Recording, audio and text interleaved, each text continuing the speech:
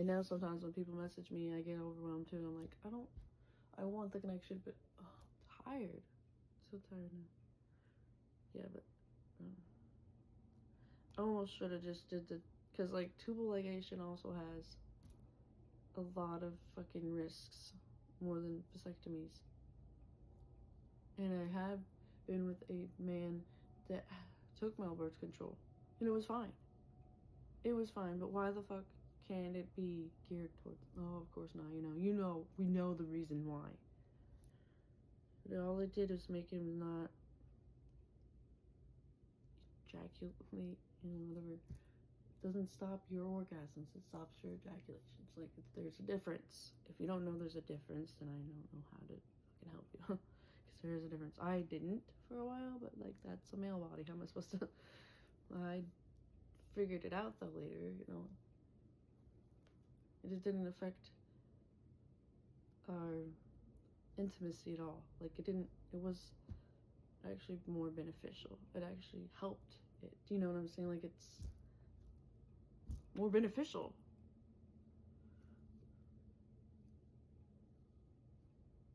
Yeah, I don't know, just venting about a lot of things.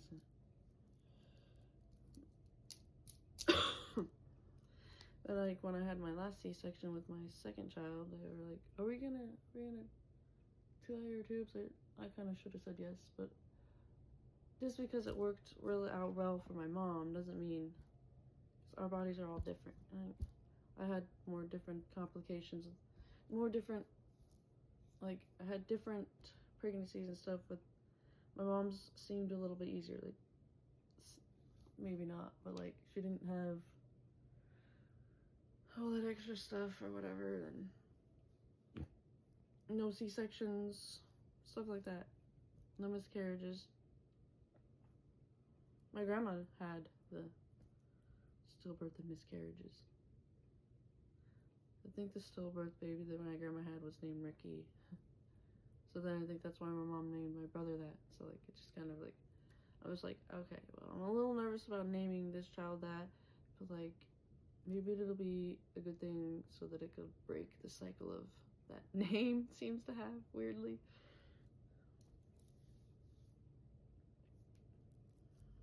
It's just,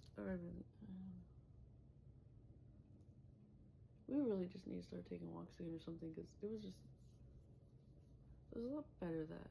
But then other things were wrong. Like, we're in couples therapy, and people probably don't, like, I just wasn't heard, because the therapist was more favoring him over me, and it was like,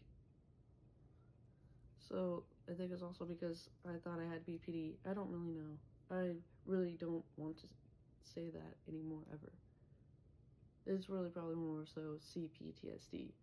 But it's like, people stigmatize and demonize you for that. It's like, thanks, it's not my fault I have trauma. I'm trying to work through it, but you being a fucking asshole is not helping. Supposedly, you've worked with people with BPD for like almost 10 years, and I'm supposed to believe that when you're literally making it worse when somebody's in an episode. You don't fucking get stern and yell at them. Like, I don't know. Like, it was just not for me, but it seems to work out for him individually. My therapist works out for me. Sorry, I'm itchy and all uncomfortable. It's, whatever. I don't even seem like I'm that big, but like, seriously, falling. See, because, stop falling. I'm not that big, but like, it just scrunches up underneath here, and it's very uncomfortable. It's like, sometimes I'll have to hold right here. Like, can you just stop doing that? Like, can you just let me sit?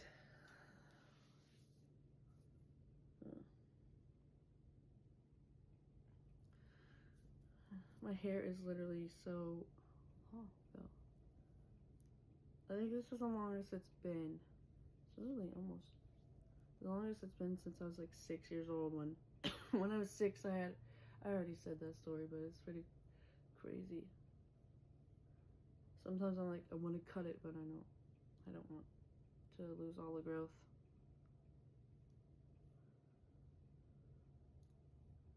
And then that's also why I don't make these videos that often, because I'm just tired. I'm tired. I'm exhausted. Tired just sounds like, oh, you can sleep it off. No, I can't. I can't sleep it off. I just need the world to stop. I need it all to stop. I feel, and then I'm like kind of masking because that's just what I'm used to. So I was not this calm before I started recording. I literally was having a meltdown and crying. Like, oh my god. I have a book over there that I don't know if I'll ever get to read. I miss it. I kind of miss it, the isolation, because, you know, I could drive out at night and just look at the stars, and that was so peaceful. Why am I supposed to do that here in this fucking cities? Also, everything costs. Everything costs here. There's hardly anything free, which, I mean, like, events-wise. There is a Christmas lights thing I want to see this year. I want to see Christmas lights. Like, I didn't really, like, I've been traditionally going to, like, displays yearly for a while, but I didn't do that last year.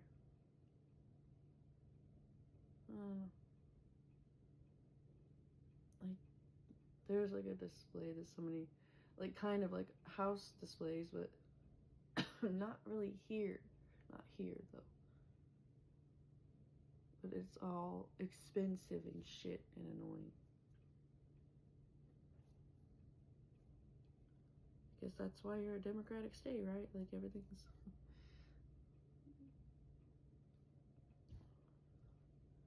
gotta love it, man.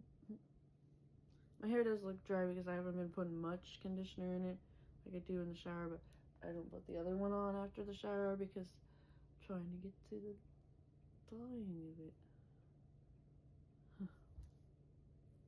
I need to just learn. This is probably just teaching me that I need to learn how to advocate for myself more, but it's already hard when you're already exhausted. It's like, can you just see that I need? No, you can't, because I'm so good at, like, masking it. It's invisible for a reason. Like, the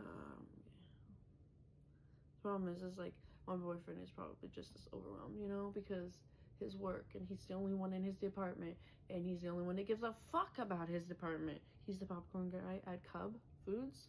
It's a grocery store, if you don't know, because, like, it's more local to Minnesota. But it's, like, it's cool because, like, he makes the popcorn there and everything, you know, kind of from scratch, and from the kernels and everything. He pops it, and then he makes the flavors, and sometimes there's specialty flavors for the seasons. And there's even a birthday cake one. He's made that today, but he's the only one that cares, you know, like, so it's gonna be like, okay, because Minnesota has this new thing where 12 weeks of maternity, or, like, leave, so he's gonna probably take that, but also it's gonna be stressful because nobody's gonna keep up the department as good as him. Like, he's also OCD with it. Like, it's, you know, I guess it's the autism. It has a certain way, and it does a really good job, and then people that help don't fucking have the same level of care, and that's why his sales and stuff are so high, because he cares about his job like that. And then,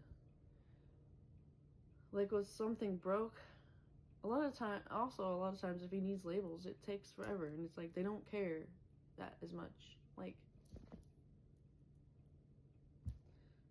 he's out of, like, cheese labels, so there's a jalapeno cheddar label that he has to cut the jalapeno off to put then there's, like, where the popcorn sits and cools, like in my last video that I showed where the drizzle was, that thing, that container thing where he drizzles it and then it's kind of just sits there and cools, it was broken for a while, like a good while, and they didn't fix it, and because they don't take it seriously, he took it home and was, like, gonna fix it his own way, and then got in trouble because it's like most of the bosses except the one that fixed our car is Jekyll and Hyde as fuck there. They'd be like, oh yeah, we'll fix it, you know, whatever, or, like, they'll be like, not hear, not just not do it, and then like try to fix it on his own. And yes, that's a food code whatever violation, but like fix it then. Fix it when he tells you. Like, he's not. It's just frustrating because like I know he's overwhelmed like that with stuff at work, and it wasn't. I don't know. It seems like it wasn't always this bad, but it does seem like it's amping up and being like real fucking worse there for him at work. Because hold on.